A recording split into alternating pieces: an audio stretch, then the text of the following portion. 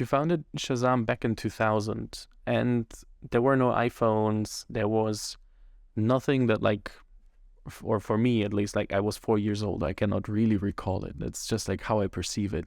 But there were no iPhones. What was the first idea and prototype of Shazam looking like, and how did you come up with it?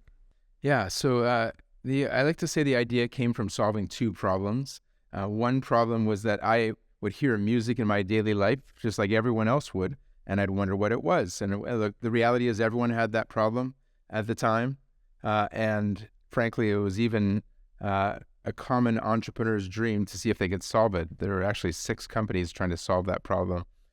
So that was one problem. The second problem, and you have to keep in mind that when I came up with the idea for Shazam, it was the end of 1999. The second problem is that everyone's carrying around these phones. Now, just picture what phones looked like back then, right? They were like little Nokias and Ericssons and so on. And basically, they had monochrome screens with something like 40 by 50 pixels. And really, the only thing you could do on these phones was make phone calls and send text messages. And that was it. That was literally everything you could do. There actually was one other thing that was a highly advanced feature, and it was downloading monophonic ringtones. And that was a really advanced thing, and you can show your friends, hey, look, my phone makes a different sound when it rings. And so I was doing my MBA at Berkeley, and I was thinking, gosh, I would like to solve both these problems. And that's what led me to the idea of Shazam. But the original idea was just to identify songs playing on the radio, because that's actually a relatively easy problem. There were actually existing technologies to do it. And that idea is the one that 6 other companies had come up with, and now all those companies are defunct, except one, which is Sony Corporation. But luckily, the real breakthrough idea of Shazam was not, hey, what's that song? You know, when people come up to me, they say, oh, how'd you come up with that idea? What's that song? I always like to say that's an obvious idea. Many people had that idea. The breakthrough idea is, wow, what if you could identify the song out of thin air? So literally the sound, the ambient sound in the room coming to the microphone of your phone is the way you're going to identify the song. And of course, it's accompanied by background noises and so on.